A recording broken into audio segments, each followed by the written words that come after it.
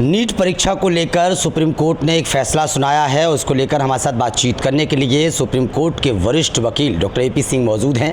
Sir, क्या कुछ कहेंगे जो सुप्रीम कोर्ट ने फैसला सुनाया है और उस पर कई छात्र प्रदर्शन भी कर रहे हैं, विरोध भी जता रहे हैं? देखिए, माननीय सर्वोच्च न्यायालय का मैं धन्यवाद कहता हूँ। उन्होंने जो ग्रेस मार्क्स वाले छात्रों था उनका ख़त्म कर दिया है रिजल्ट, और उनसे कहा 23 जून को फिर से एग्ज़ाम होते हैं। 1600 के करीब हैं बच्चे, वो होंगे, उनके एग्ज़ाम होंगे।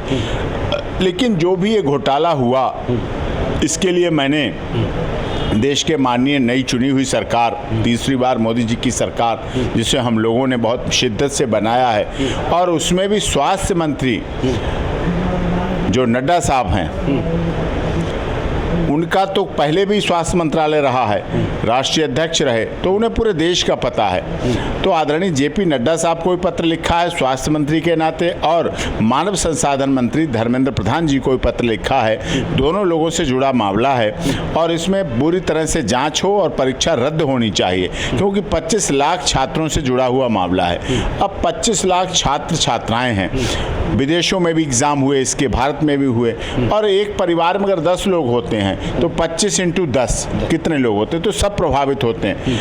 हमारे देश में बच्चों को पढ़ाने के लिए लोग भूखे रहते हैं। माताएं बहनें अपने पुरानी रखी ज्वेलरी बेच देती हैं। दादी अपने सोने के कड़े जो उसने वर्षों से वर्ष रखे होते हैं, वो बच्चे को, अपने पोते को पढ़ाने के लिए बेच देते हैं और कहते हैं मेरा बच्चा पढ़े।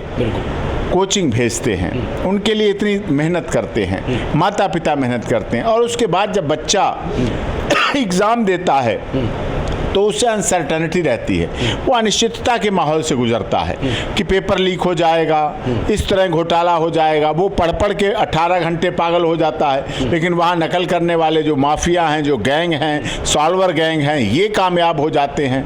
तो इस तरह से चीटिंग है, फ्रॉड है। बच्चों को विष दे दो, लेकिन विश्वासघात मत करो।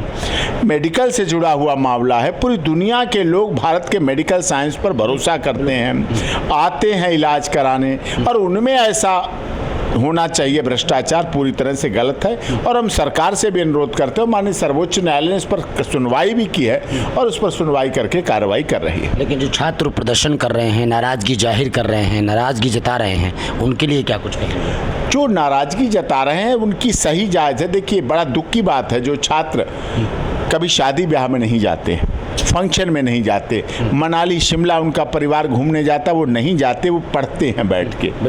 ऐसे छात्रों के साथ जब अब उन्हें सड़क पर उतरना पड़ रहा है, उन्हें जंतर मंतर उतरना पड़ा, उन्हें पटना की सड़कों पे, जयपुर की सड़कों पे, उन्हें बेंगलोर की सड़कों पे, उन्हें यहाँ उतरना पड़ रहा है, उन्हें प्रदर्शन करने पड़ रहे हैं, उन्हें पुलिस से दो हाथ करने पड़ रहे हैं। सोचिए आप, कितना बड़ा दुखद है।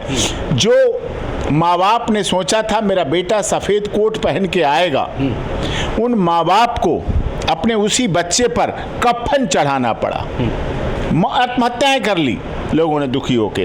तो कफन का कपड़ा देखकर उन्हें वो सफ़ेद कोट याद आ रहा था कि मेरा बच्चा तो डॉक्टर बनने गया था। ये क्या हुआ? ये कितना बड़ा घोटाला हुआ? ऐसा क्यों हो रहा है? ऐसा किस लिए हो रहा है? तो ये सब जो चीज़ें हैं बहुत इम्पॉर्टेंट हैं, और इस आधार पर ये आगे की प्रोसीडिंग भारत सरकार भी करे, माननीय सर्वोच्च न्यायालय भी करे। भी वैकेशन जज है, छुट्टियाँ चल रही हैं कोर्ट की, लेकिन माननीय सर्वोच्च न्यायालय ने इसीलिए इस केस को 8 जुलाई के लिए भी लगाया है। तब तक जो कार्रवाई होगी वो होगी, उसके बाद अंतिम फैसला 8 जुलाई को होगा। नई सरकार की तारीफ आपने की, प्रधानमंत्री नरेंद्र मोदी तीसरी बार PM की शपथ ली, उनकी भी आपने तारीफ की।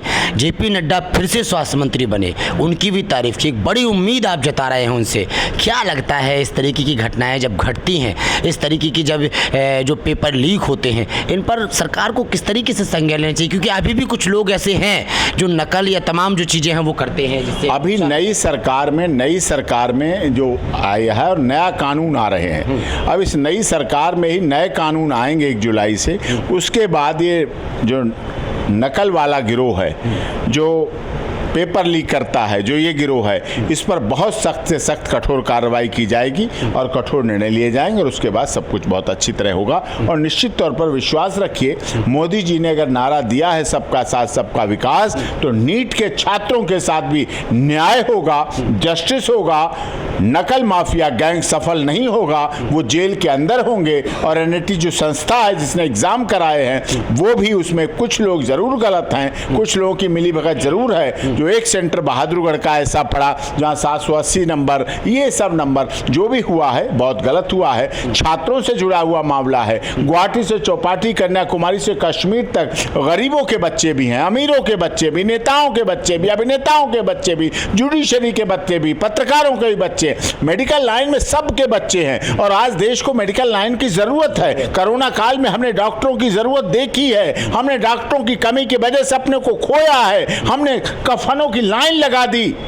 हमने शमशान घाट के आगे डेड बॉडी की लाइन लग गई थी। वो क्यों था? हमारे यहाँ डॉक्टर्स की कमी थी। लेकिन फिर भी उस समय मोदी जी की सरकार ने अपनी वैक्सीन बनाई और वैक्सीन के द्वारा इलाज किया। तो निश्चित तौर पर हमें देखना है और हमें कार्य करना है। हमें भरोसा रखना है, विश्वास रखना है। नीट के छात्रों के साथ न्याय होगा, अनजस्टिस नहीं होगा। माननीय सर्वोच्च न्यायालय जीवंत है, जागृत है और ज्वलंत है। न गूंगी है, न बहरी है, सुनती भी है, देखती भी है और एक्शन भी लेगी। बहुत बहुत शुक्रिया आपका। तो नई सरकार की तारीफ करते हुए जेपी नड्डा स्वास्थ्य मंत्री बने हैं, उनकी तारीफ करते हुए एक उम्मीद जताते उन्होंने कहा कि आने वाले वक्त में बहुत जल्द उन लोगों पर कार्रवाई होगी जो इस तरीके की घटनाओं को अंजाम देते हैं, यानी कि नीट की परीक्षाओं में जो इस तरीके का जो घपलेबाजी होती है, जो नकलें होती है, उन लोगों को पकड़ा जाएगा और उन पर कार्रवाई होगी। कैमरामैन दुर्गेश झा के साथ ब्रजेश कुमार, दिल्ली।